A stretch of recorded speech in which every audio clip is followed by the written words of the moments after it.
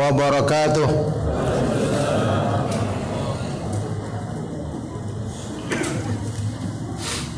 Innal hamdalillah nahmaduhu wa nasta'inuhu wa nastaghfiruh wa na'udzu billahi min shururi anfusina wa min sayyiati a'malina. May yahdihillahu fala mudilla lahu wa may yudlil fala hadiya lahu. Wa asyhadu an la ilaha illallah wahdahu la syarika lahu. Wa asyhadu anna Muhammadan abduhu wa rasuluh. Ya ayyuhalladzina amanu taqullaha haqqa tuqatih wa la tamutunna illa wa antum muslimun. Ya ayyuhan nasu taqu rabbakumul ladzi khalaqakum min nafsin wahidah wa khalaqa minha zawjaha wa batha minhuma rijalan katsiran wa nisaa wattaqullaha alladzi tasaaluna bihi wal arham innallaha kana 'alaikum raqiba. Ya ayyuhalladzina amanu taqullaha wa qulu qawlan sadida yuslih lakum a'malakum wa yaghfir lakum dhunubakum wa may yuti'illaha wa rasulahu faqad faza fawzan 'azima. Amma ba'du fa inna asdaqal hadits kitabullah wa khairal huda huda Muhammadin sallallahu alaihi wa alihi wasallam wa syarrul umuri muhdatsatuha wa kullu muhdatsatin bid'ah wa kullu bid'atin dhalalah wa kullu dhalalatin finnar wa ba'du. Alhamdulillah, bapak-bapak, ibu-ibu, ikhwan dan akhwat fiddin rahimakumullah. Alhamdulillah, kita bersyukur kepada Allah Subhanahu wa taala yang senantiasa melimpahkan banyak kebaikan bagi kita semua, melimpahkan banyak nikmat dan karunia, utamanya kebaikan dalam Islam, kebaikan mengenal iman, kebaikan bisa beribadah kepada Allah Subhanahu wa taala sesuai dengan petunjuk yang dipraktekkan oleh Nabi kita yang mulia, Nabi Muhammad sallallahu alaihi wa alihi wasallam. Alhamdulillah, kita bertemu di masjid yang mubarak ini dalam rangka mengingatkan tentang pentingnya berpegang teguh dengan ibadah kepada Allah Subhanahu wa taala, tentang pentingnya mengingat tujuan kita diciptakan di dunia ini, bahkan tujuan Allah Subhanahu wa taala menurunkan kitab-kitabnya, mengutus para nabi dan para rasulnya alaihi wassalatu wassalam. Wa ma khalaqtul jinna wal insa illa liya'budun. Tidaklah aku ciptakan jin dan manusia kecuali agar mereka beribadah kepadaku semata-mata. Ma'asyiral ikhwa wal akhwat fiddin rahimakumullah. Masih terdengar suara anak-anak, tolong diingatkan supaya jangan ribut. Barakallahu fikum, anak-anak jangan ribut. Ibadah, beriman dan beramal soleh adalah satu kebutuhan besar manusia yang tidak akan mungkin hidup mereka akan indah tanpanya. Tidak mungkin hidup manusia akan baik tanpanya. Oleh karena itu, Allah Subhanahu wa taala memerintahkan kita untuk berpegang teguh dengan ibadah, memerintahkan kita untuk selalu beribadah sampai di akhir hayat kita. Wa'bud rabbaka hatta ya'tiyakal yakin. Beribadahlah kamu kepada Allah selalu sampai kematian datang menjemputmu. Ibadah tanpanya hidup seorang hamba akan gersang. Tidak ada keindahan dan tidak ada ketenangan.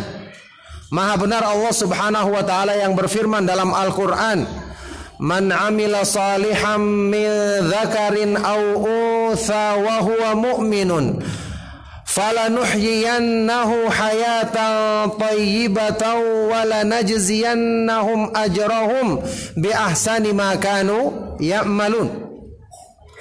Barang siapa yang mengerjakan amalan soleh, barang siapa yang mengerjakan amalan soleh dari kalangan laki-laki maupun perempuan dalam keadaan dia beriman, apa balasannya? Maka sungguh akan kami jadikan hidupnya,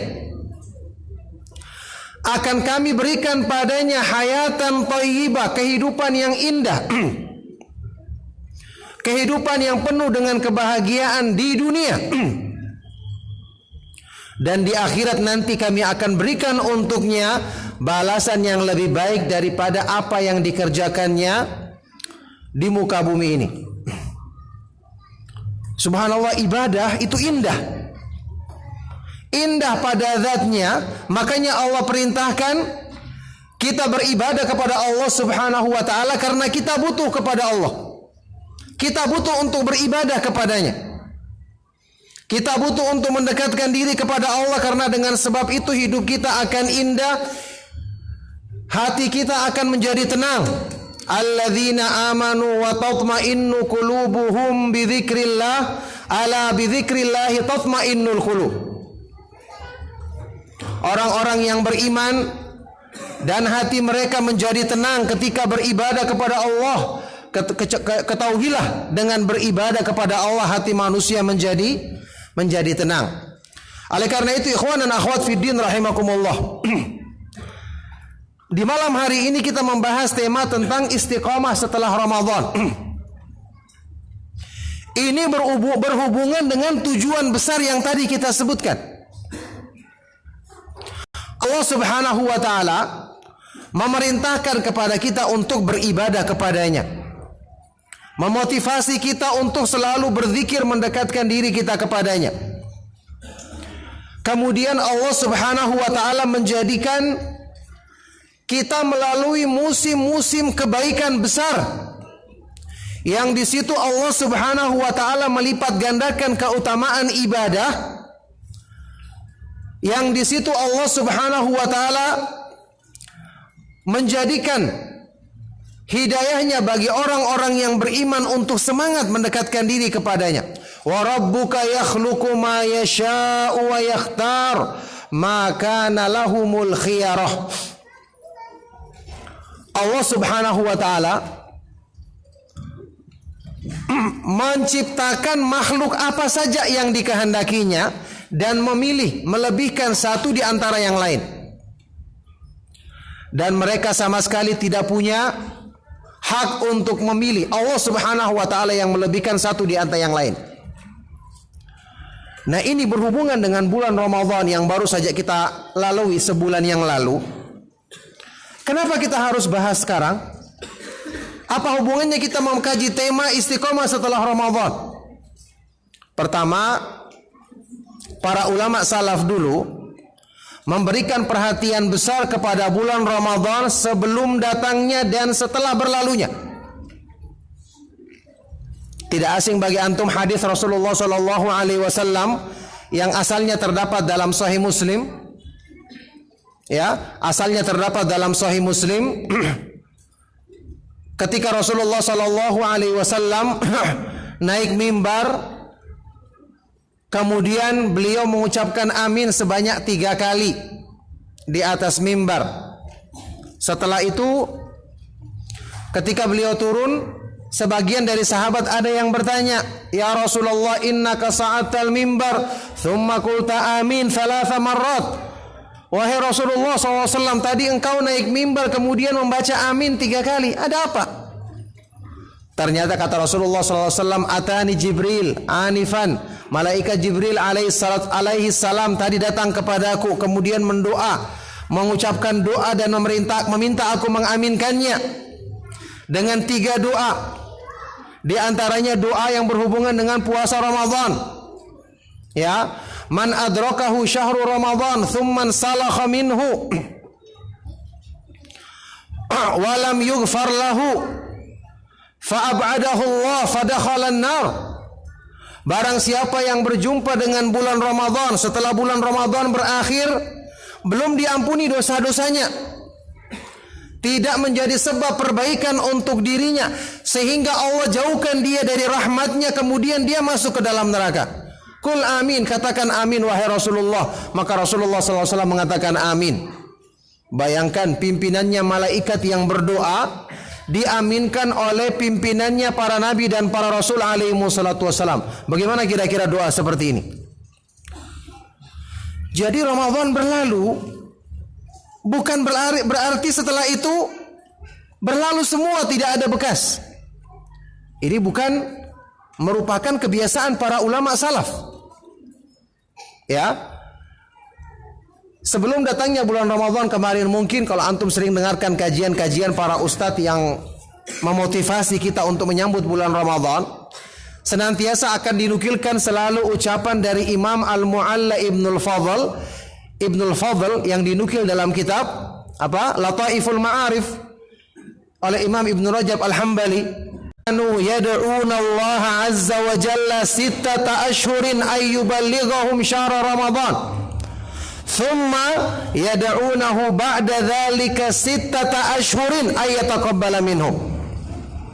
Dulunya para ulama salaf, sebelum datangnya bulan Ramadan selama 6 bulan mereka berdoa bersungguh-sungguh kepada Allah agar diperjumpakan dengan bulan Ramadan. Terus setelah berakhir, apa yang mereka lakukan? Ternyata belum selesai. Setelah berakhir Ramadan 6 bulan kemudian mereka berdoa kepada Allah supaya diterima amalannya di bulan Ramadan. Jadi kalau kita hitung-hitung, 6 bulan sebelumnya, 6 bulan sesudahnya, setahun penuh doa mereka tentang apa? Tentang Ramadan saja. Saking pentingnya Ramadan di pandangan mereka. Kalau mungkin sebagian kita berlalu, ya sudah berlalu. Malah mungkin ada yang senang, tadinya harus kelaparan, sekarang bisa bebas kembali, merdeka. Ini bukan pandangan orang-orang yang paham tentang tujuan disyariatkannya bulan Ramadan.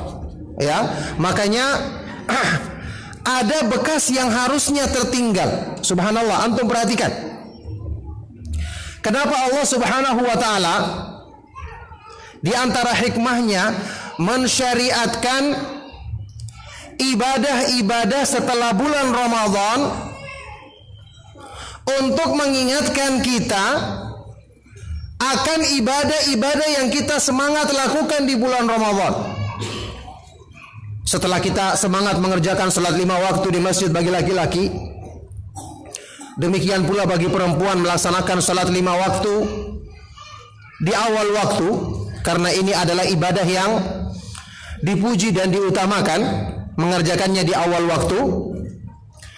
Kemudian ibadah puasa tentu saja. Kemudian ibadah salat malam, ya, salat tahajud. Di waktu-waktu yang lain ini tetap disyariatkan. Bahkan kita ketahui bersama, di bulan Syawal setelah berakhir Ramadan ada bulan Syawal. Allah Subhanahu wa taala mensyariatkan ibadah yang sejenis dengan puasa Ramadan, yaitu puasa 6 hari di bulan Syawal. Bahkan puasa ini digandengkan dengan puasa Ramadan. Bagaimana lafaz hadis Rasulullah sallallahu alaihi wasallam dalam Sahih Muslim tentang puasa 6 hari di bulan Syawal? Man shama Ramadhana thumma atba'ahu bisawmi 6 ayamin min Syawal kanat lahu kasiyamid dahr, kasawmid dahr.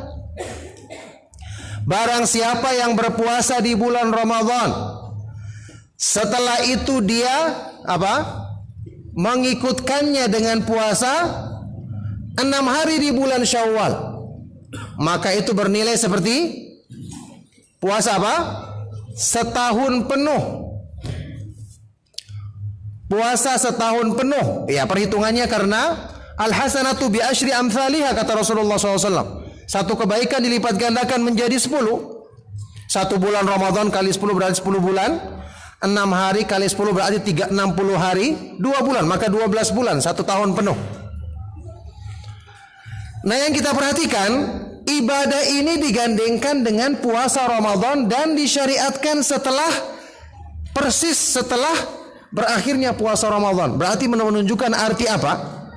Menunjukkan Allah Subhanahu wa taala mengetahui hamba-hambanya yang beriman, mereka tidak pernah merasa bosan dengan puasa.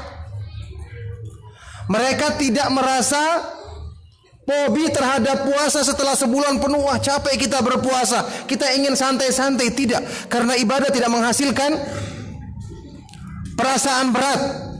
Ibadah tidak menghasilkan atau tidak menimbulkan rasa anti terhadap ibadah atau merasa susah. Tidak, ini bukan tujuan disyariatkannya ibadah.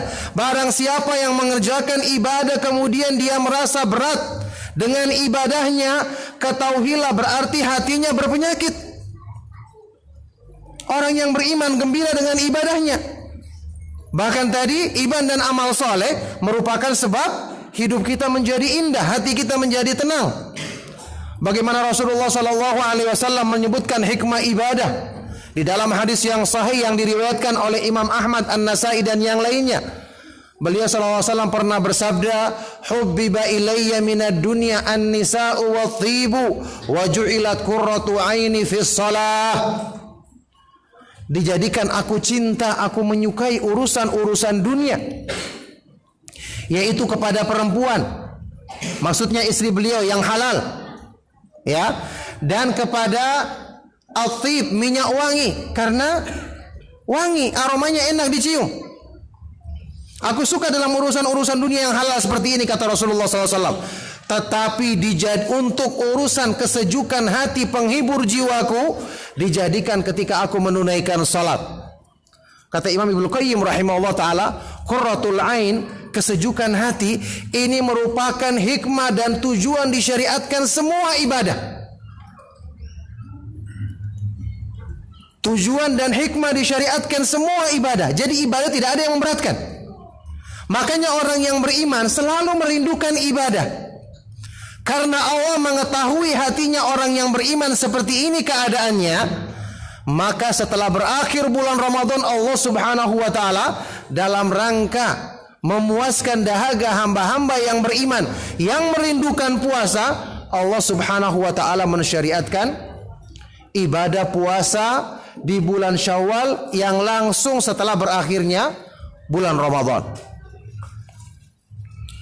Jadi ikhwan dan akhwat fiddin rahimakumullah, sudah kita katakan tadi, ibadah itu dituntut pada zatnya. Beribadah kepada Allah itu adalah kebutuhan kita yang paling besar, kebutuhan kita yang paling tinggi. Dan inilah sebab yang akan menjadikan indah hidup manusia. Oleh karena itulah ikhwan dan akhwat fiddin rahimakumullah, Ramadan berlalu bukan berarti ibadah kita berlalu. Justru ini ciri-ciri orang yang ibadahnya tidak diterima. Kita bahas di bulan Ramadan tujuan disyariatkannya ibadah puasa untuk apa? Ya ayyuhalladzina amanu kutiba alaikumus siyamu kama kutiba alal ladzina min qablikum la'allakum tattaqun. Wahai orang-orang yang beriman, diwajibkan bagi kamu berpuasa sebagaimana diwajibkan bagi orang-orang sebelummu agar kamu menjadi orang yang bertakwa. Apa artinya orang yang bertakwa? Apakah ibadahnya terputus? Apakah dia anti terhadap amal kebaikan? Apakah dia hanya beribadah di musim tertentu dan meninggalkannya di waktu yang lain? Kalla thumma kalla, tidak mungkin. Sekali-sekali tidak. Ya, makanya salah seorang ulama ahlu sunnah wal jamaah, imam ahlu sunnah wal jamaah, ada di antara mereka yang pernah ditanya, Imam Ash-Shibli pernah ditanya, orang yang ingin membandingkan mana yang lebih utama, bulan Sya'ban atau bulan Rajab.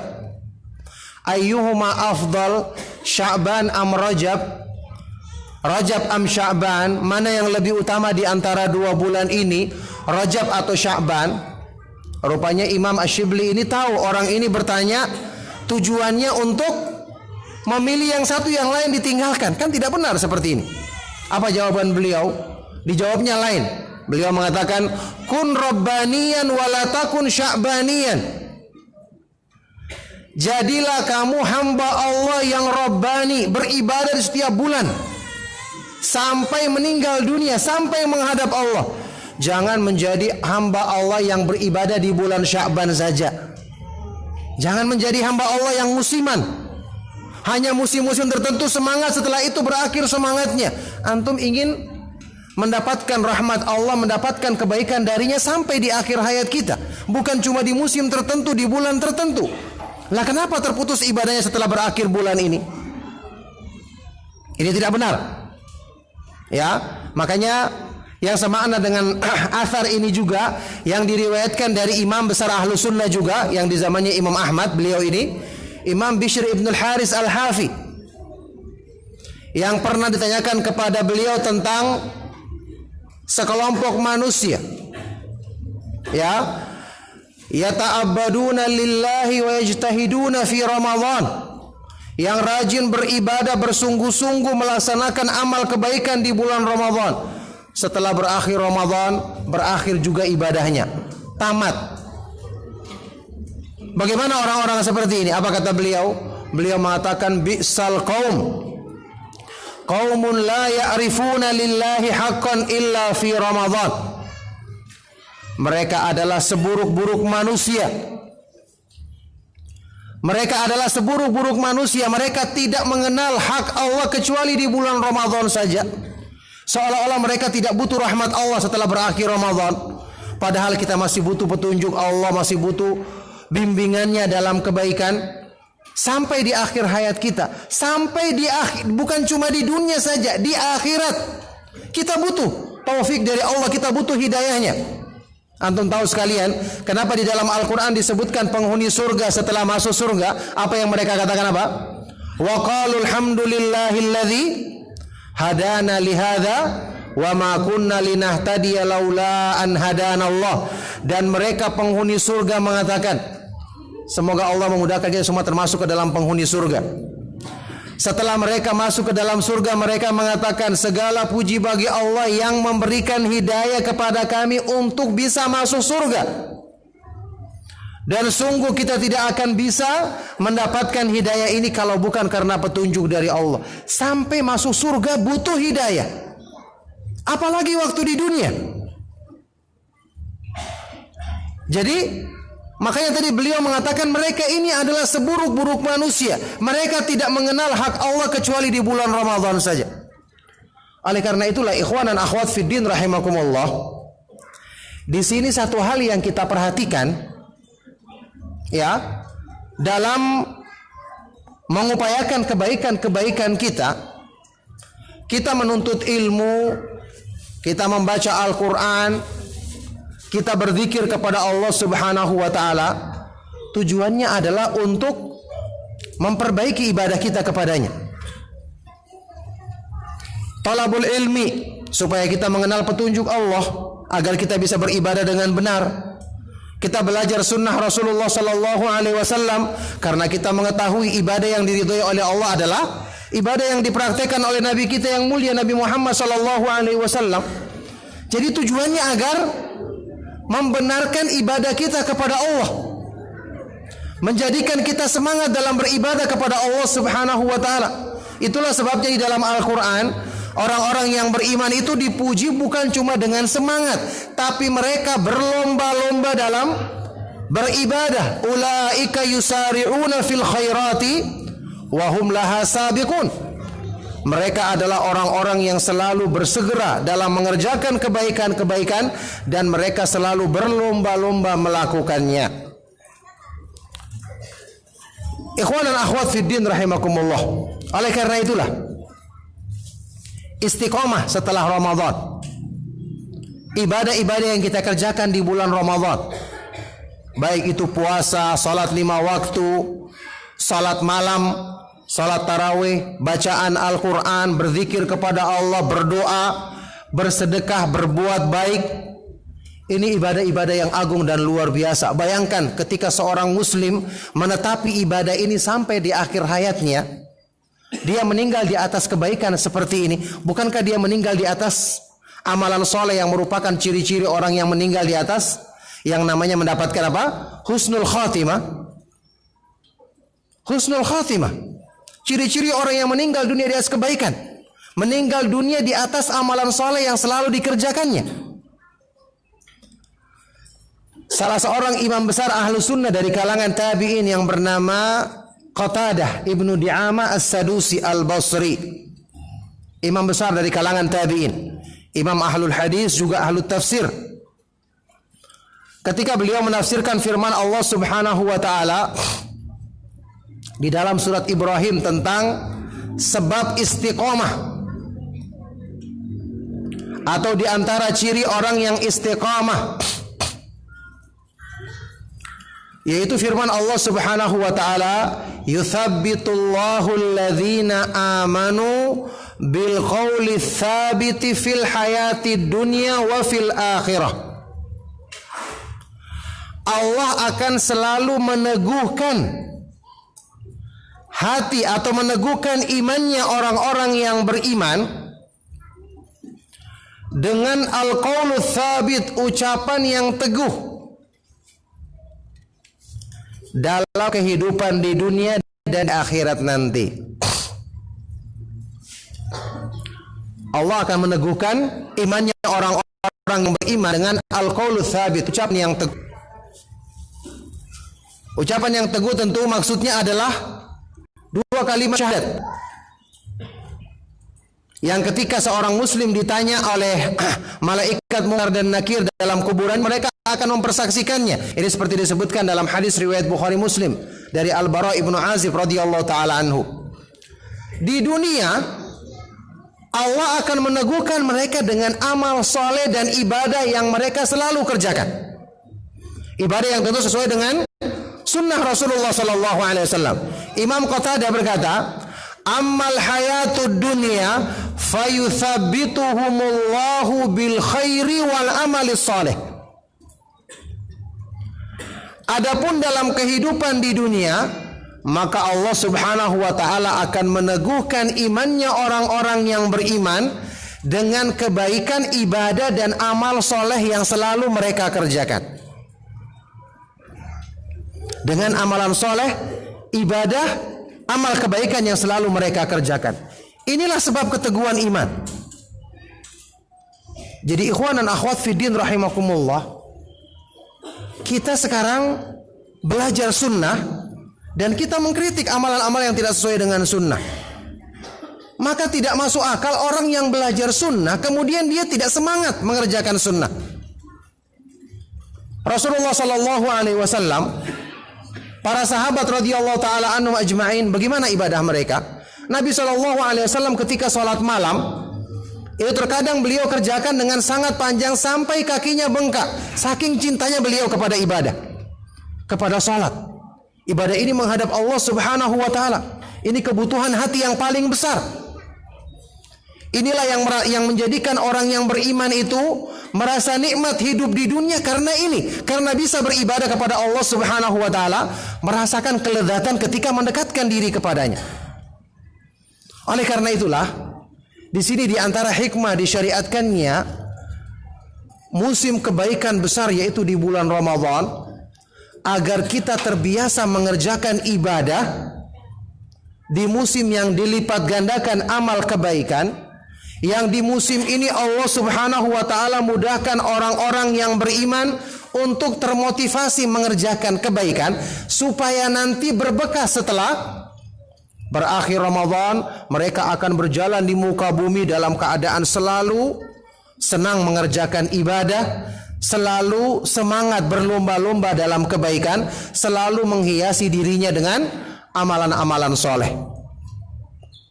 Bahkan kata sebagian dari para ulama, ini adalah ciri atau pertanda seseorang yang amal ibadahnya diterima di bulan Ramadan. Ada bekasnya setelah itu. Karena Ramadan tidak disyariatkan untuk membentuk orang-orang yang ibadahnya musiman. Tadi kita bahas tentang puasa Syawal. Hikmahnya apa? Kenapa disyariatkan langsung setelah Ramadan, bahkan digandengkan dengan puasa Ramadan? Makanya antum tahu sebagian dari para ulama, dan ini pendapat yang dikuatkan oleh seperti Syekh Muhammad bin Shalih Al-Utsaimin dan para ulama yang lain.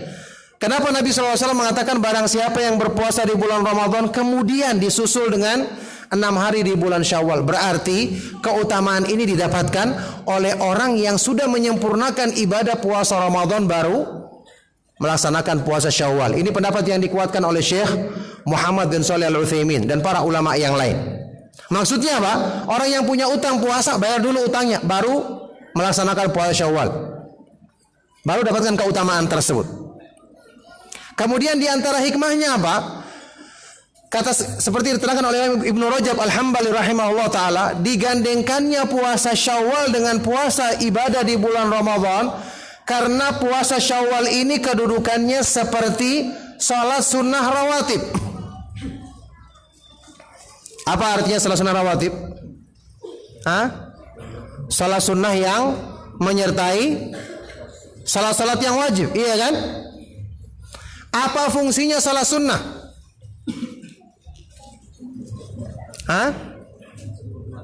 Untuk menyempurnakan atau menambal kekurangan-kekurangan pada ibadah yang wajib. Itu semua ibadah sunnah tujuannya. Apalagi yang langsung bergandengan dengannya, seperti disebutkan di dalam hadis yang sahih. Ketika Allah Subhanahu wa taala memerintahkan para malaikat memeriksa salatnya seorang hamba, ternyata ada kekurangannya. Allah berfirman apa? Unduru halil abdi minan nawafil. Lihatlah apakah hambaku ini punya amalan ibadah sunnah. Jadi kalau orang tidak punya amal ibadah sunnah, sementara amal ibadah wajibnya sendiri, khusyuknya kemana? Ya, banyak kekurangan kita dalam ibadah. Apa yang menjadi sebab untuk disempurnakannya? Ini salah satu di antara bentuk rahmat Allah Subhanahu wa taala, yaitu dengan ibadah-ibadah sunnah yang kita kerjakan. Salat wajib ditambal dengan salat-salat sunnah. Puasa yang wajib ditambal dengan puasa-puasa sunnah. Demikian pula zakat wajib ditambal dengan sedekah-sedekah yang sunnah. Seperti itu keadaannya. Jadi ibadah ini tujuannya untuk menyempurnakan semua penghambaan diri kita. Makanya jadi kedudukannya puasa Syawal ini seperti salat sunnah rawatib, dan juga dia merupakan di antara ciri ibadah yang diterima dan diridhai oleh Allah Subhanahu wa taala. Di dalam kitab Lataiful Ma'arif, adzan jam berapa? Adzan Isya. Sekarang ya, sebentar lagi. Ya. Jadi beliau mengatakan, Imam Ibnu Rajab Al-Hambali rahimahullah taala mengatakan sewaktu membahas tentang masalah ini, ya, ciri-ciri ibadah yang diridhai oleh Allah Subhanahu wa taala dalam masalah ini, ibadah-ibadah di bulan Ramadan. Beliau berkata, "Innallaha azza wa jalla idza taqabbala amala 'abdin waffaqahu lil amali salih ba'dahu." Sesungguhnya Allah Subhanahu wa taala ketika menerima amal kebaikan seorang hamba. Jadi perhatikan, ketika Allah Subhanahu wa taala menerima dan meridhai amal kebaikan seorang hamba, tandanya apa? Allah akan memberikan taufik bagi hamba ini untuk mengerjakan amal soleh setelahnya. Kama qala ba'du salaf, sebagaimana ucapan salah seorang ulama salaf yang berkata, inna thawabal hasanati al hasanatu ba'daha. Balasan dari perbuatan baik adalah semangat mengerjakan kebaikan setelahnya. Ganjaran perbuatan baik adalah semangat mengerjakan kebaikan setelahnya. Faman amila hasanatan thumma atba'aha bihasanatin ba'daha kana dzalika alamatan ala qabulil hasanatil ula. Barang siapa yang mengerjakan satu kebaikan, setelah itu dilihat dia sangat mengerjakan kebaikan setelahnya, dia kontinu dalam kebaikan tersebut, maka ini merupakan ciri kebaikan yang pertama diterima oleh Allah. Tapi waman amila hasanatan, barang siapa yang mengerjakan kebaikan, setelah itu terputus kebaikannya, tidak lagi berbuat kebaikan, kana dzalika alamata raddil hasanatil ula. Itu merupakan pertanda kebaikan yang pertama tadi tidak diterima, tidak diridhoi oleh Allah Subhanahu wa taala. Udah ada nih? Iya. Baik. Insyaallah kita teruskan setelah selesai adzan salat Isya. Barakallahu fikum.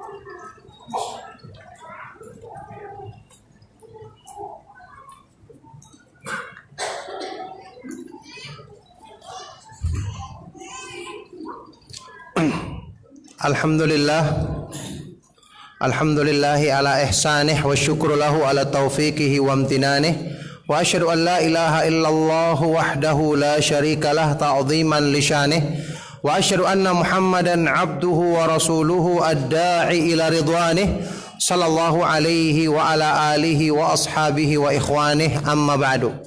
Alhamdulillah, ma'asyiral muslimin, ma'asyiral ikhwa wal akhwat fid din rahimakumullah. Jadi tadi kita kembali nukilan dari pernyataan Al-Imam Ibn Rajab Al-Hambali tadi dalam kitab Lataiful Ma'arif menjelaskan kepada kita tentang ibadah yang bermanfaat, ibadah yang diterima dan diridhai oleh Allah.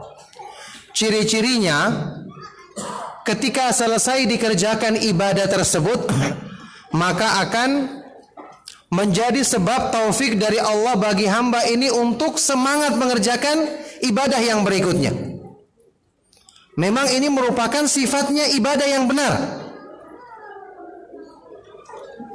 Ini merupakan kaidah dalam menilai ibadah itu benar atau tidak, menilai dari seseorang yang mengerjakan kebaikan diterima oleh Allah atau tidak. Kebaikan itu kaidahnya, kata Imam Ibnu Qayyim rahimahullah taala, innal hasanati yad'u ba'dhuha ba'dhan. Kebaikan itu akan saling menarik, mengajak satu sama lainnya. Sebagaimana keburukan juga seperti itu. Na'udzubillahi min dzalik. Orang yang mengerjakan keburukan kecil, tapi dia menarik keburukan berikutnya, lama-lama menjadi besar, lama-lama menjadi banyak. Makanya orang kalau melakukan perbuatan buruk, awalnya itu belum membekas, lama-kelamaan semakin kuat, barulah kemudian ditetapkan dia sebagai orang yang selalu mengerjakan keburukan tersebut. Ya, di dalam hadis sahih yang diriwayatkan oleh Imam Bukhari dan Muslim, Rasulullah SAW pernah menyebutkan tentang apa? Sifat dusta dan sifat jujur. Alaikum bisidqi fa inna sidqa yahdi ilal bir wa innal birra yahdi ilal jannah wa ma yazalu ar-rajulu yasduqu wa yataharra sidqa hatta yuktaba indallahi siddiqa. Wa iyyakum wal kadhiba fa innal kadhiba yahdi ilal fujur wa innal fujura yahdi ilan nar wa ma yazalu ar-rajulu yakdhibu wa yataharra al-kadhiba hatta yuktaba indallahi kadzdzaba. Hendaknya kamu selalu menetapi sifat jujur, karena kejujuran itu membawa kepada segala kebaikan, dan kebaikan itu akan membawa kepada surga. Senantiasa seseorang itu berlaku jujur, memilih kejujuran, mengutamakan kejujuran, sampai akhirnya dia ditulis di sisi Allah sebagai orang yang siddiq, yang sangat kuat kejujurannya lahir dan batin. Dan hati-hati kamu dari perbuatan dusta, karena kedustaan itu akan membawa kepada al-fujur, sifat yang sangat buruk, dan sifat yang sangat buruk ini akan membawa kepada neraka. Senantiasa seorang hamba itu berlaku dusta, mengutamakan, memilih kedustaan, sehingga dia ditulis di sisi Allah Subhanahu wa taala sebagai pendusta, orang yang selalu berdusta. Nah, kebaikan itu saling mengajak. Seseorang yang ingin menyempurnakan imannya, menyempurnakan hidayah pada dirinya, dia harus menetapi kebaikan, meningkatkan kualitasnya, lama-kelamaan sempurna kebaikannya. Itu makna firman Allah Subhanahu wa taala di dalam surat Muhammad sallallahu alaihi wasallam, "Walladzina tadau zadahum hudan wa atahum taqwahum." Dan orang-orang yang selalu mengikuti petunjuk Allah, Allah tambahkan baginya petunjuk, kemudian Allah berikan ketakwaan kepadanya. Jadi ikhwan dan akhwat fiddin rahimakumullah, kita beribadah itu menyempurnakan hidayah dalam diri kita. Di samping kita berdoa, jelas kita membaca Al-Quran, kita berzikir. Semua ibadah-ibadah ini adalah untuk menyempurnakan iman kita. Makanya seseorang itu semakin kuat imannya, dia semakin berlomba-lomba dalam kebaikan. Dan kebaikan itu karena nikmat, pantas orang berlomba-lomba dengannya. Tidak mungkin Allah memerintahkan kita dalam Al-Quran, fastabiqul khairat. Apa artinya?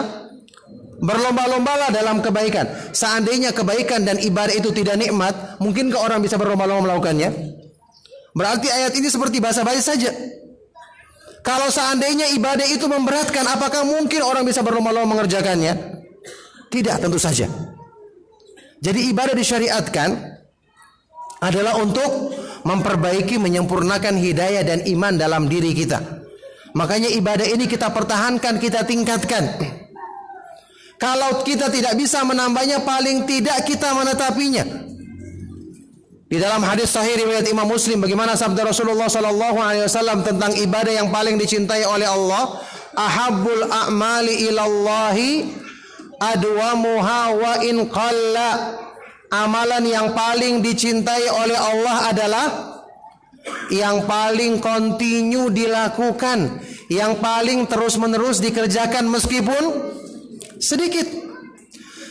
Meskipun sedikit. Karena yang sedikit ini akan menjadi sebab ditariknya hidayah yang berikutnya, menjadi sebab terbukanya hati menerima kebaikan berikutnya. Lama-kelamaan sempurna. Aisyah radhiyallahu taala anha mengatakan, wa kana an-nabiy sallallahu alaihi wasallam idza amila amalan athbatahu. Nabi Muhammad sallallahu alaihi wasallam ketika dia mengerjakan satu kebaikan, maka dia akan menetapinya. Dia akan menetapinya. Oleh karena itu, para ulama salaf dulu, ahlul ilmi, ilmunya dalam, ibadahnya kuat. Mereka tidak ada yang malas-malasan dalam beribadah. Para sahabat radhiyallahu taala anhum ajma'in dikenal dengan semangat menuntut ilmu, rajin membaca Al-Quran, rajin sholat malam. Qiyamul lail ini dikatakan oleh Rasulullah sallallahu alaihi wasallam, "Alaikum bi qiyamil lail fa innahu da'bus salihin." Hendaknya kalian mengerjakan sholat malam karena ini adalah kebiasaannya orang-orang yang soleh. Kebiasaannya orang-orang yang soleh beribadah di malam hari.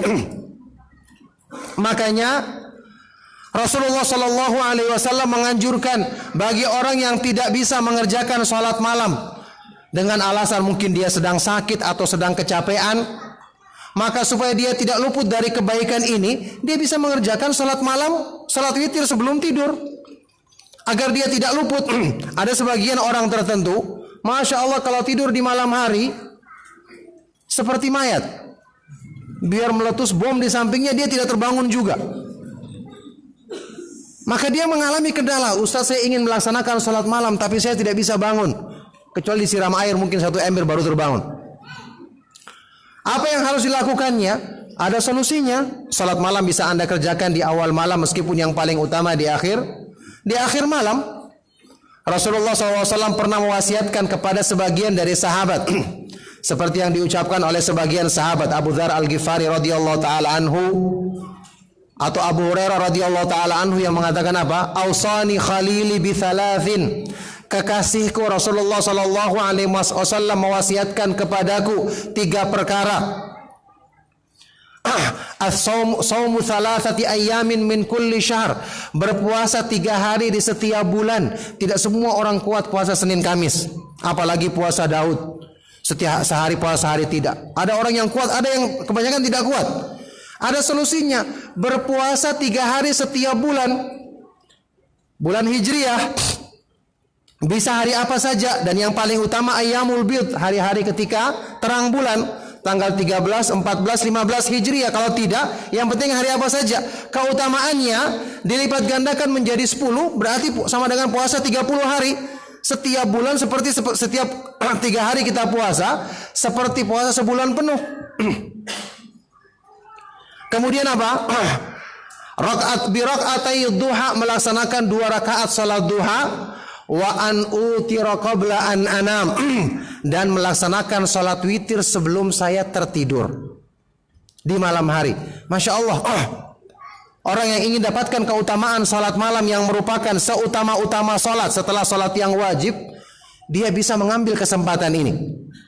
Oleh karena itulah, ikhwan dan akhwat fiddin rahimakumullah, yang jelas ibadah itu disyariatkan dan diperintahkan oleh Allah Subhanahu wa taala untuk kita berlomba-lomba mengerjakannya, karena inilah ciri iman yang benar. Dan ibadah inilah yang justru akan meningkatkan iman itu sendiri. Kalau antum baca di bukunya para ulama atau kitab-kitab para ulama yang menjelaskan sebab-sebab yang menambah iman, bagaimana menumbuhkan pohon iman di hati, pasti yang selalu diterangkan setelah kita belajar akidah yang benar, belajar nama-nama dan sifat-sifat Allah, adalah memperbanyak ibadah, memperbanyak berzikir kepada Allah, membaca Al-Quran dan merenungkan isinya. Jadi tidak ada satupun yang menjelaskan ibadah itu dikerjakan secukupnya saja. Ya, ibadah itu dikerjakan cuma yang wajib-wajib saja. Memang diperbolehkan, tapi lebih utama bagaimana Rasulullah sallallahu alaihi wasallam menjelaskan tentang dalam hadis wali yang terkenal, hadis riwayat Abu Hurairah radhiyallahu taala anhu, hadis kursi. Allah Subhanahu wa taala berfirman bagaimana? Wa la yazalu abdi wa ma taqarraba ilayya abdi bi syai'in ahabba ilayya mimma aftaradtuhu alaih. Tidaklah seorang hamba mendekatkan diri kepadaku dengan amalan yang lebih aku sukai daripada amal yang aku wajibkan. Ini yang pertama, menyempurnakan kewajiban. Wala yazalu abdi yataqarrabu ilayya bin nawafil hatta uhibbahu. Dan senantiasa hambaku mendekatkan diri dengan amalan-amalan sunnah yang bersifat anjur sehingga aku mencintai dia, kata Allah. Inilah wali Allah yang sejati. Semangat beribadah-ibadah yang wajib, kemudian menambah dengan amal-amal ibadah yang sunnah. Fa in ahbabtuhu kuntu sam'ahu alladhi yasma'u bihi wa basarahu alladhi yubsiru bihi wa yadahu allati yabtishu biha wa rijlahu allati yamshi biha wa la in sa'alani la u'tiyannahu wa la in ista'adzani la u'idhannahu. Kalau aku sudah mencintai hambaku, maka aku akan selalu membimbing dia dalam pendengarannya. Taufik dari Allah dekat dengan hamba ini. Apa yang didengarnya tidak akan membawa keburukan, tidak akan merusak imannya. Aku akan selalu mengarahkan dia dalam pandangan matanya, membimbing dia dalam perbuatan tangannya, anggota badannya, membimbing dia dalam langkah kakinya. Kalau dia memohon kepadaku, akan aku penuhi permohonannya. Kalau dia meminta perlindungan kepadaku, maka sungguh aku akan melindungi dia. Subhanallah, orang yang seperti ini keadaannya, dari arah mana syaitan akan bisa mencelakakan dia? Jadi ini berhubungan dengan penjagaan dari Allah kepada kita. Ini berhubungan dengan makna istiqomah sampai di akhir hayat kita. Tidak ada seorang pun yang bisa mencapainya kalau bukan dengan pertolongan dari Allah. Bagaimana kita mengusahakan pertolongan dengan Allah? Tentu dengan ibadah tadi, dengan keimanan. Memang Allah menjanjikan akan menjaga hamba-hamba yang beriman, menolong orang-orang yang beriman. Wa kana haqqan alaina nasrul mu'minin. Wajib atau hak bagi kami menolong orang-orang yang beriman. Allah menjanjikan innallaha yudafi'u 'anil ladzina amanu. Sesungguhnya Allah Subhanahu wa taala akan membela, menjaga orang-orang yang beriman. Memang ada janji dari Allah. Tapi lihat ayat-ayat ini juga kan menyebutkan ada syaratnya. Janji dari Allah tertuju kepada siapa? Orang yang beriman, imannya benar. Kalau imannya tidak benar, ia tidak terpenuhi janji karena syaratnya tidak terpenuhi. Jadi kualitas iman kita itu yang menentukan kadar penjagaan Allah bagi kita. Makanya seseorang yang hidup di akhir zaman yang penuh fitnah seperti sekarang ini, bagaimana dia akan selamat? Setiap hari kita dengar apa? Setiap hari kita saksikan apa? Apalagi sekarang dengan adanya medsos, informasi yang demikian cepat sampainya, lingkungan yang menawarkan kepada kita berbagai macam godaan fitnah. Bagaimana akan selamat kita kalau bukan karena penjagaan dari Allah? Kemudian bagaimana kita dapatkan penjagaan dari Allah sementara ibadah kita sendiri lemah, iman kita sendiri lemah? Subhanallah. Oleh karena itulah ikhwan dan akhwat fiddin rahimakumullah, kita menuntut ilmu itu untuk memperbaiki hubungan kita dengan Allah agar kita dekat dengan penjagaannya. Kalau bukan karena hidayah dari Allah, kita semua tersesat. Ya ibadi kullukum dhalun illa man hadaituhu fastahduni ahdikum. Wahai hamba-hambaku, kalian semua akan tersesat, kata Allah, kecuali orang yang aku berikan hidayah kepadanya, maka mohonlah hidayah kepadaku supaya aku berikan hidayah kepadamu. Oleh karena itulah kita harus memahami makna ibadah. Inilah sebabnya kita harus belajar tentang iman dan mengusahakan peningkatan iman. Iman itu nikmat. Makanya digambarkan dalam hadis yang sahih, halawatul iman, manisnya iman. Hadis riwayat Bukhari Muslim.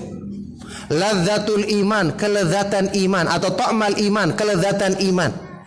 Lezat manis, berarti orang yang mencarinya, orang yang butuh kepadanya, tidak perlu dipaksa melakukannya. Bagaimana membentuk iman kita supaya bisa terwujud buahnya manis seperti ini tidak lain dengan menuntut ilmu. Tidak lain waktu kita membaca Al-Quran, jangan lupa renungkan isinya supaya makna Al-Quran menyentuh hati kita.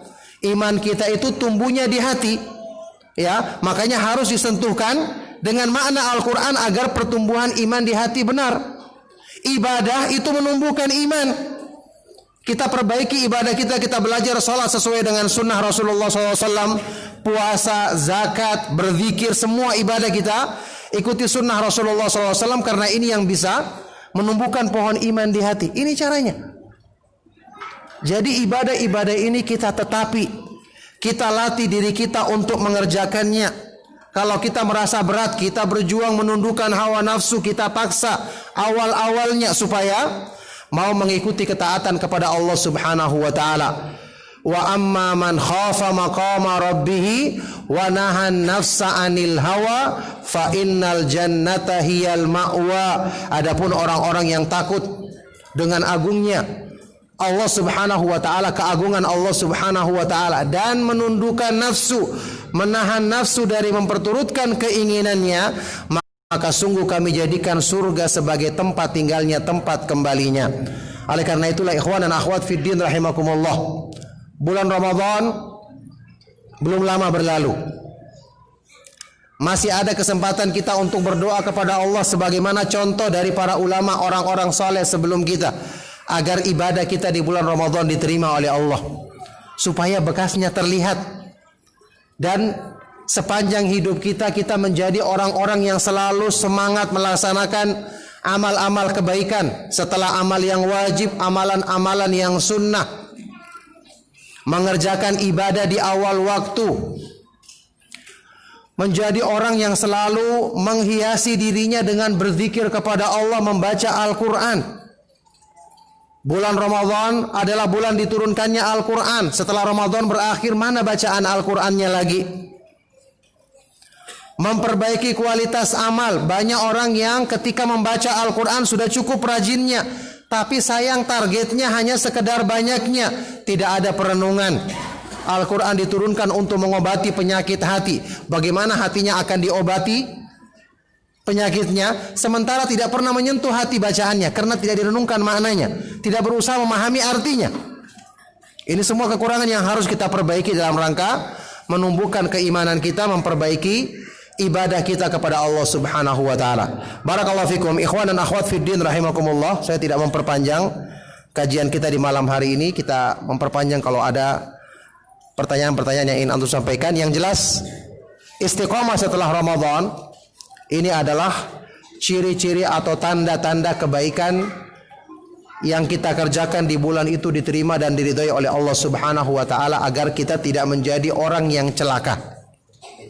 Makanya sebagian dari para ulama mengatakan, ya, man lam yuslih nafsahu fi Ramadan famata yuslihuha. Seorang hamba yang tidak memperbaiki dirinya di bulan Ramadan, kapan dia punya kesempatan memperbaiki diri?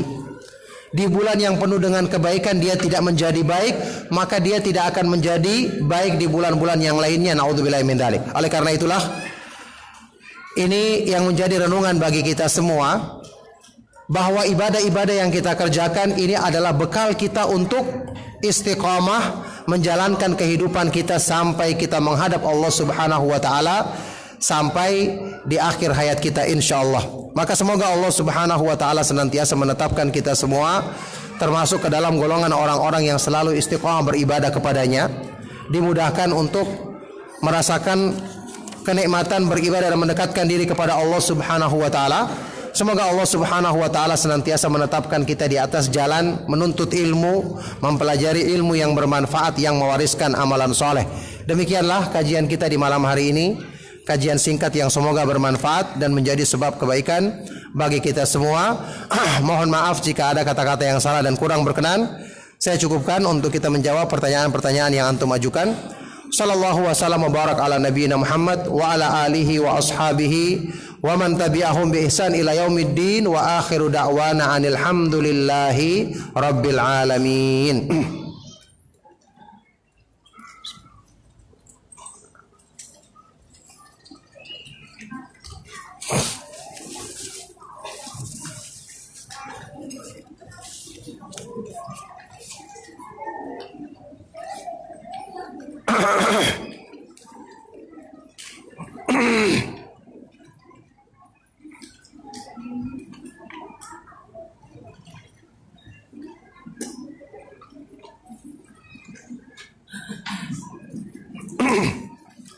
Iya, ada pertanyaan. Saya sudah mengenal sunnah sejak lama, namun akhir-akhir ini setelah Ramadan saya sering malas beribadah, tidak seperti dulu. Dan saya sering membolehkan sesuatu yang haram. Saya juga di hati saya merasa aman jika sesekali saya menerjang sesuatu yang haram. Mohon pencerahannya. Ya, ini tipu daya syaitan. Jelas tipu daya syaitan yang ingin melemahkan iman kita. Makanya kita perlu belajar tentang iman, belajar sebab-sebab yang menguatkan iman, mengenal Allah Subhanahu wa taala dan menumbuhkan muraqabatullah dalam diri kita, ya selalu merasakan pengawasan Allah, utamanya ketika kita dalam keadaan sendirian. Ini penyakit hati, maka segera Anda yang bertanya ini, semoga Allah menjaga antum dan menjaga kita semua dalam kebaikan. Berdoa kepada Allah agar dihilangkan penyakit ini. Ingat, penyakit hati itu tipu daya syaitan dan tidak ada yang bisa menolong kita untuk menghilangkannya selain Allah Subhanahu wa taala. Maka berdoa kepada Allah agar penyakit ini dihilangkan dan dimudahkan kita untuk selalu menghindari keburukan, ya. Hanya merasakan nikmat ketika mengerjakan kebaikan-kebaikan dan ketaatan kepada Allah. Nah, barakallahu fikum.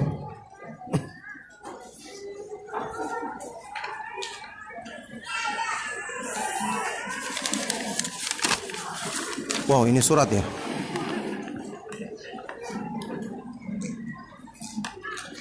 Ya.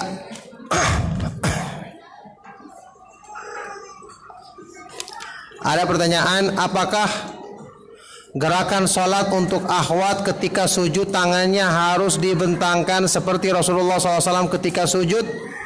Terlihat ketiaknya putih atau biasa tidak usah dibentangkan? Mohon dijelaskan. Ada perselisihan pendapat.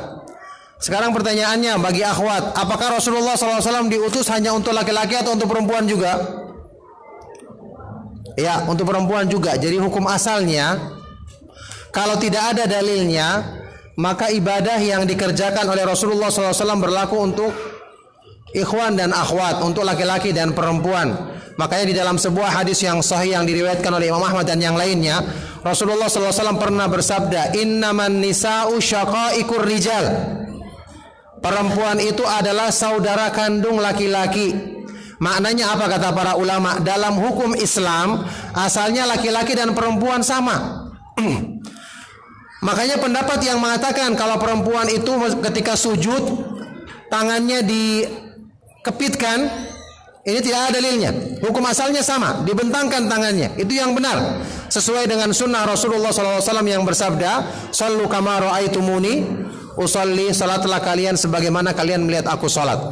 Jadi dibentangkan yang benar. Tidak ada dalil yang menyebutkan perbedaannya.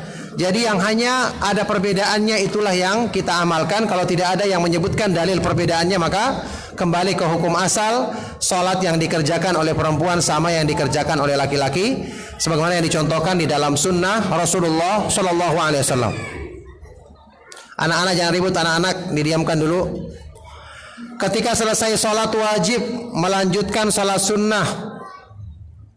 Contoh salat ba'di, apakah harus bergeser tempatnya? Mohon penjelasan agar dalam beribadah kami tidak hanya ikut-ikutan. Lebih utama bergeser tempatnya, lebih utama. Itu ada hadisnya dalam Sahih Muslim. Ya, Nabi SAW menyebutkan setelah selesai sholat malah tidak boleh langsung disambung. Rasulullah SAW menyebutkan hatta yatakallam au yukhrij min makanihi, sampai orang ini berbicara atau berpindah dari tempatnya. Makanya lebih utama kalau seorang itu keluar sholat di rumahnya atau paling tidak minimal dia berzikir baru sholat sunnah, karena ada pemisahnya. Dilarang kalau langsung melanjutkan. Nabi SAW pernah melihat seorang sahabat yang setelah selesai sholat kemudian dia langsung menyambutnya, maka ditegur oleh Nabi SAW karena seolah-olah dia menyambung sholatnya dengan sholat yang sunnah. Ini tidak dibenarkan. Ya, kemudian kata para ulama, kita juga dianjurkan dalam beribadah itu memperbanyak tempat. karena masuk dalam keumuman firman Allah Subhanahu wa taala dalam surat Az-Zalzalah, apa ini? Fa yauma idzin apa ini? Tuhadditsu akhbaraha bi anna rabbaka auhalaha. Pada hari kiamat nanti permukaan bumi itu akan menceritakan keadaannya, yakni menceritakan orang-orang yang berbuat kebaikan di permukaannya.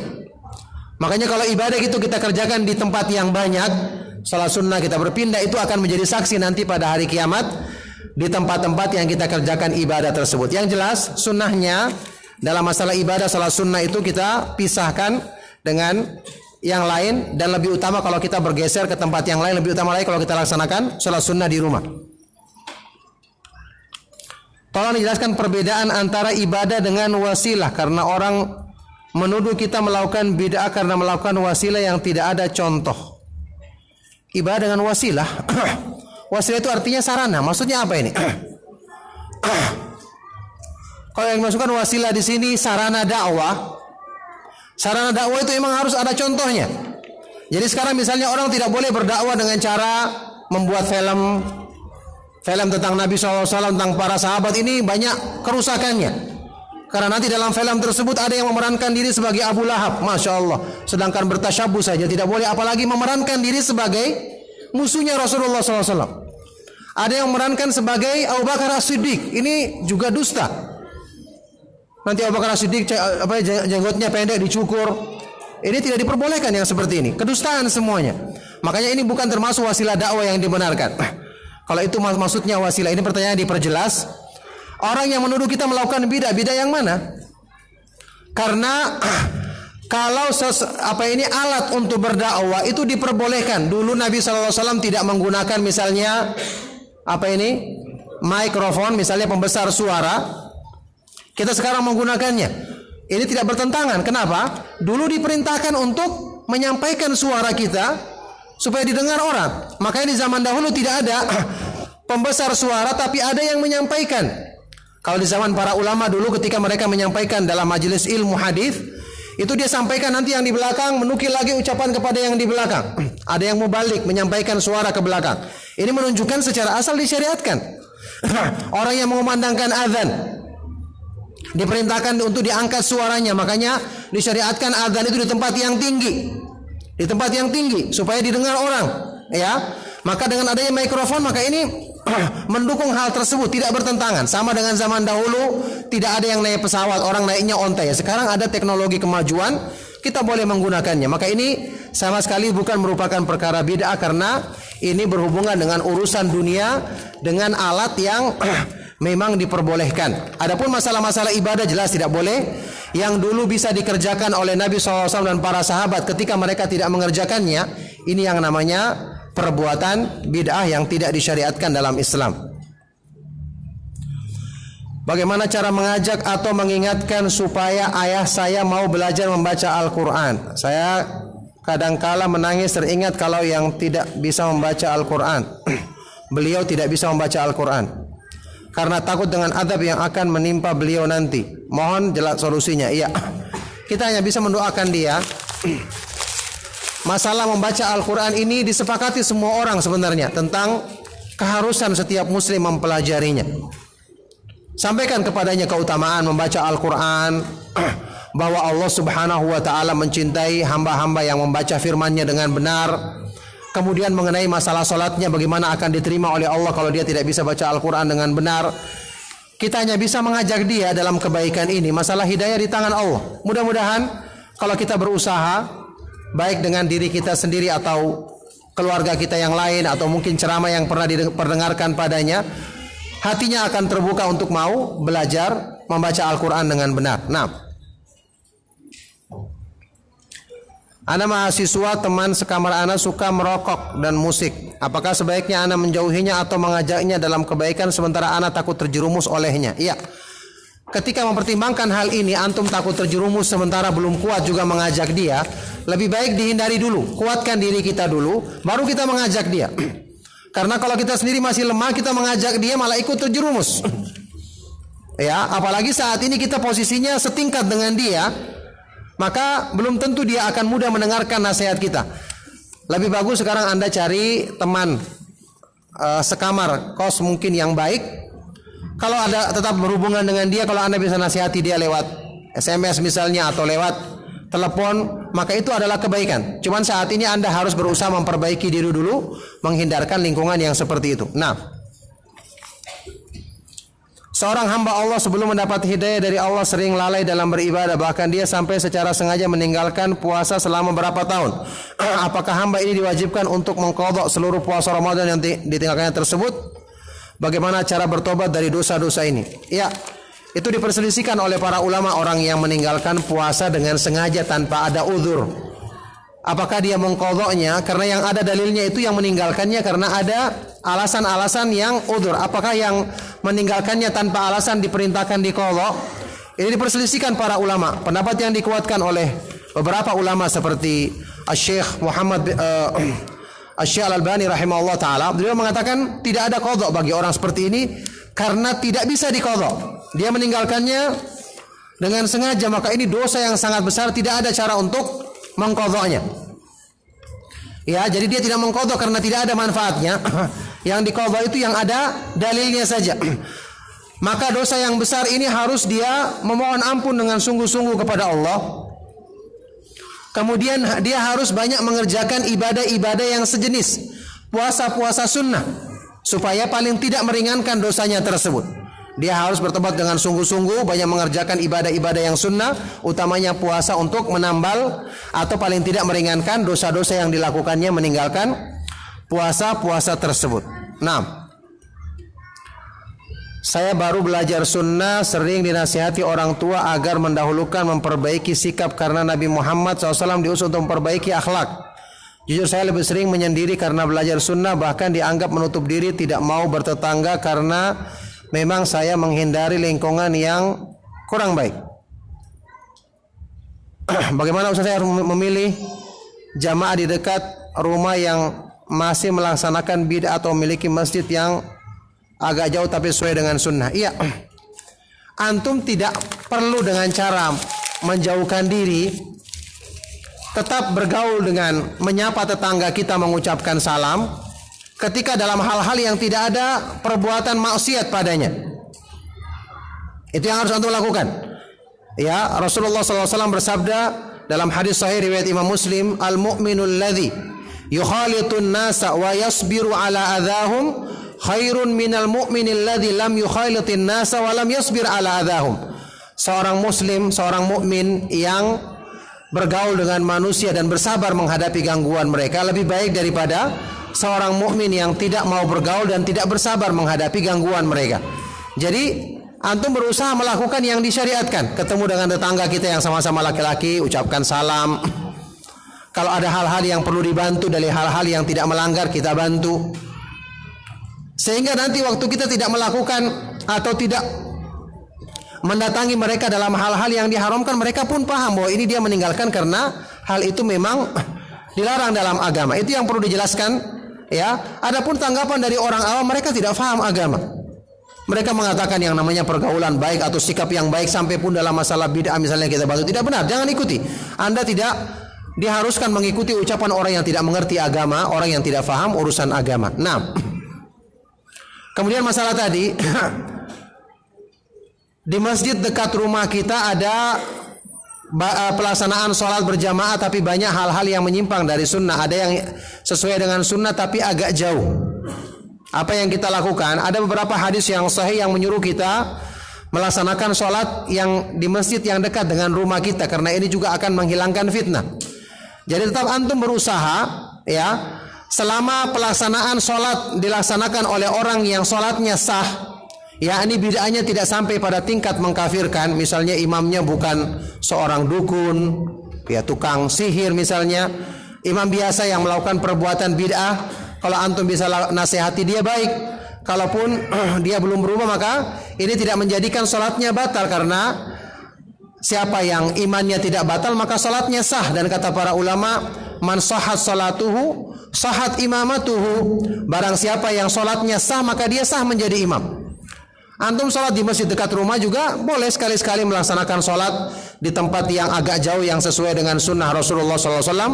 Tapi jangan sampai ditinggalkan sholat dekat rumah kita karena mungkin ada manfaatnya untuk kita bisa menasehati, ya, atau mendekati pengurus masjid yang menjadi sebab kita bisa menasehati mereka insya Allah dalam kebaikan. Nah,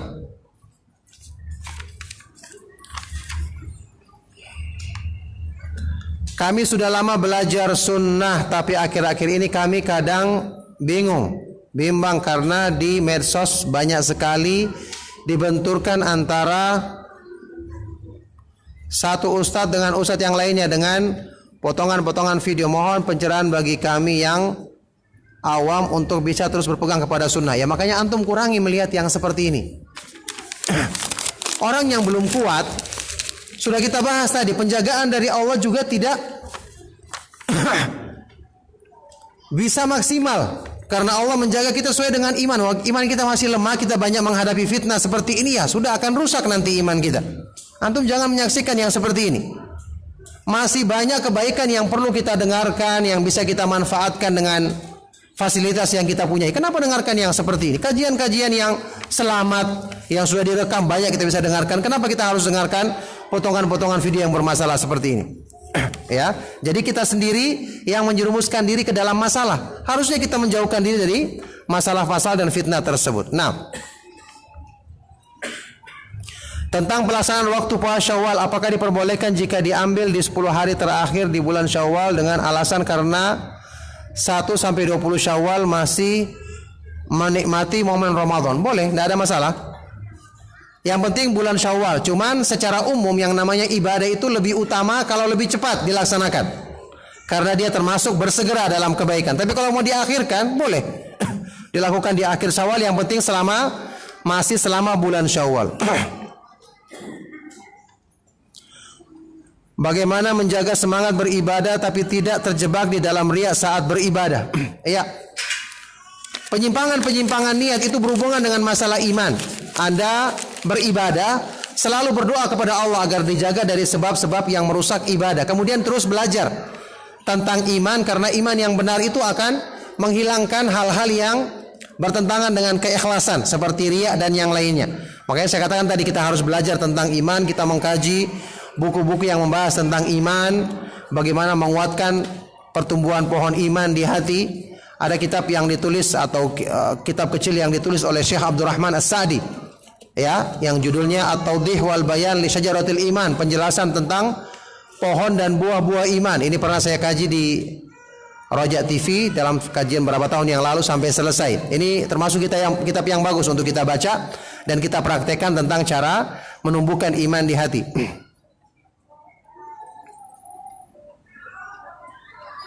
Ustadz beri nasihat kepada kami para ikhwan yang masih kecanduan main game. Ya, ini salah satu di antara tipu daya syaitan, karena ketika dia ingin malingkan kita dari kebaikan atau menggoda kita pada perbuatan buruk dan maksiat, kadang-kadang dia tidak bisa langsung menggoda orang-orang yang sudah tahu itu adalah maksiat. Akhirnya digoda dengan hal-hal yang tidak bermanfaat seperti ini. Kita katakan hindari supaya jangan kecanduan. Ya, memohon pertolongan kepada Allah Subhanahu wa taala untuk bisa menghindari dan meninggalkannya. Kemudian ganti dengan hal-hal yang bermanfaat. Sudah kita bahas tadi, hal-hal yang bermanfaat itu sebenarnya itulah yang disenangi oleh hati manusia. Cuma karena tipu daya syaitan yang menutupi hal tersebut sehingga justru dikesankan perbuatan baik itu memberatkan, sementara perbuatan-perbuatan yang melalaikan justru mendatangkan kesenangan. Ini adalah tipu daya syaitan, kita berlindung kepada Allah darinya. Ustadz, bolehkah mengucapkan salam kepada akhwat teman sekolah? Ya. Hukum asalnya kita diperintahkan mengucapkan salam kepada setiap muslim. Bahkan disebutkan dalam hadis yang sahih, perintah mengucapkan salam kepada orang yang kita kenal maupun tidak kita kenal selama dia muslim. Adapun untuk mengucapkan salam kepada perempuan, kalau bentuknya rombongan itu diperbolehkan. Kita lewat, ada sekelompok akhwat banyak, kita ucapkan salam. Ya. Tapi yang disebutkan oleh para ulama untuk diwasalam bertemu dengan seorang akhwat, maka karena dikhawatirkan fitnah, karena nanti setelah salam ada kelanjutannya, maka lebih bagus kita mengucapkannya cukup dalam hati saja, karena khawatir fitnah tadi. Nah, barakallahu fikum. Ada yang lain?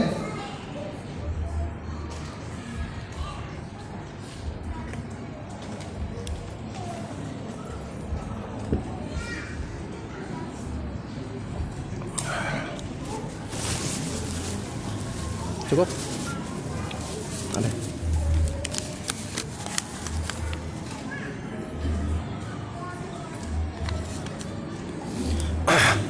Apakah hakikat syukur dan bagaimana cara yang bersyukur yang benar? Ya, syukur bersyukur kepada Allah Subhanahu wa taala diterangkan oleh Imam Ibnu Qayyim rahimahullah taala. Bersyukur itu dengan cara kita lakukan pada semua anggota badan kita, lahir dan batin. Pertama, al-i'tiraf, mengakui nikmat tersebut kepada Allah dalam batin kita. Hati kita mengakui dan menetapkan nikmat tersebut bersumber dari Allah semata-mata. Kemudian memuji Allah dengan lisan, kita mengucapkan alhamdulillah. Ya, kita memuji Allah atas nikmat tersebut. Kemudian anggota badan menggunakan nikmat tersebut dalam jalan kebaikan yang diridhai oleh Allah Subhanahu wa taala. Inilah cara menunaikan syukur dengan benar. Utamanya tentu saja nikmat-nikmat yang berhubungan dengan kebaikan agama, nikmat iman, nikmat bisa mengenal sunnah Rasulullah sallallahu alaihi wasallam, belajar ilmu yang bermanfaat.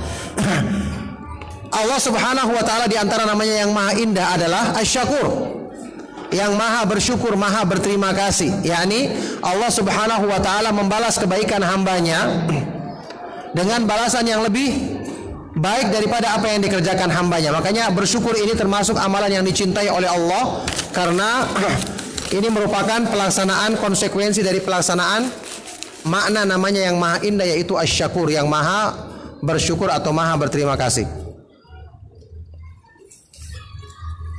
Cukup ya? Ya. Kalau tidak ada pertanyaan lagi, kita cukupkan. Sallallahu wasallam wa baraka ala nabiyina Muhammad wa ala alihi wa ashabihi wa man tabi'ahum bi ihsan ila yaumiddin. Walhamdulillahi rabbil alamin. Subhanakallahumma wa bihamdika asyhadu an la ilaha illa anta astaghfiruka wa atubu ilaik. Wassalamu alaikum warahmatullahi wabarakatuh.